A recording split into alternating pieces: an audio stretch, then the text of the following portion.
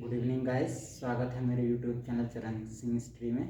देखिए गाइस, कल को आपका इंग्लिश का पेपर है, तो उसमें हम आपको डायरेक्ट और इनडायरेक्ट करा रहे थे। पहचान बता दी थी और डायरेक्ट की पहचान बताई थी। आज हम बताएंगे इनडायरेक्ट स्पीच में कैसे बदलेंगे। देखिए गाइस, टेंस को आप कैसे चेंज करेंगे कि हमारी जब रिपोर्टेड स्पीच कौन से टेंस में दी है और कौन से टेंस में फिर उसे चेंज करना है। और चेंज गाइस कब करते हैं? जब रिपोर्टिंग वर्ब हमारी पास्ट में होती है, अदरवाइज हम जिस टेंस में है उसी टेंस में रहने देते हैं। देखिए गाइस, कुछ रूल्स हैं, देखते हैं। सबसे पहले गाइस नीचे से देखते हैं, क्योंकि असर्टिव इंट्रोगेटिव को आप जानते हैं। सबसे पहले एक्सक्लेमेटरी कहते हैं विस्मयबोधक, यानी इसमें एक्सक्लेमेशन मार्क पहचान आएगी। अल्लाह यानी दुख, हुर्रा खुशी, फाई यानी किसी से घृणा करना, वंडर आश्चर्य, तो ये पहचान होती है। ब्रेवो यानी खुशी के लिए, तो उनमें एक वर्ड अलग आएगा और उसके साथ ऐसा मार्क लगा हुआ होगा, तो वो ऐसे सेंटेंस क्या होते हैं? हमारे एक्सक्लेमेटरी सेंटेंस। तो उनको करने के लिए हमें क्या करना पड़ेगा गाइस? पहले पहचानेंगे कि एक्सक्लेमेटरी है, फिर रिपोर्टिंग वर्ब में हम क्या लगाएंगे?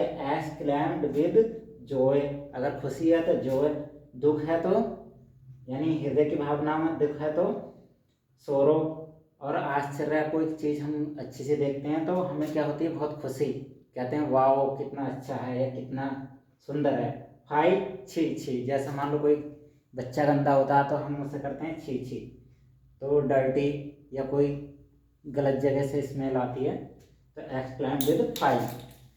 फिर कंजक्शन लगाते हैं उसमें दैट, कॉमा और इन्वर्टेड कॉमा को हटा के दैट कंजक्शन लगाते हैं।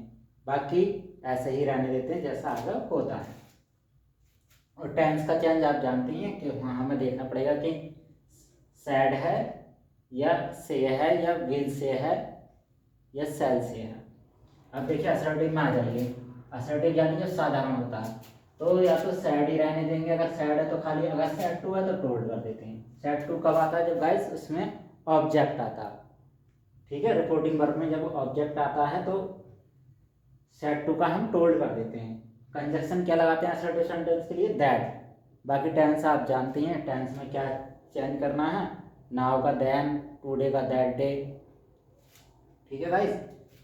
Imperative sentence positive.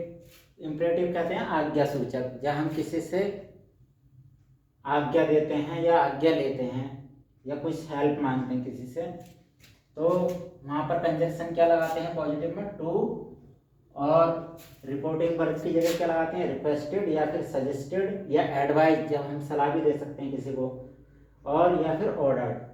तो ये तो पॉजिटिव के लिए नियम होता है गाइस। और एक होता है नेगेटिव के लिए। नेगेटिव के लिए क्या लगाएंगे हम? नॉट टू, ठीक है गाइस। नॉट टू या खाली टू, ठीक। अगर नॉट टू लगा रहे हैं तो हम फॉरवर्ड नहीं लगाएंगे, ठीक है गाइस। फॉरवर्ड कब आएगा? जब हम ये रिक्वेस्टेड या सजेस्टेड या ऑर्डर में से कुछ नहीं लगा रहे हो तो हम लगाते हैं फॉरवर्ड और टू कंजक्शन, ठीक है गाइस। ये थोड़ा ध्यान रखना, जब ये नहीं लगाते हैं तो। और जब ये लगाते हैं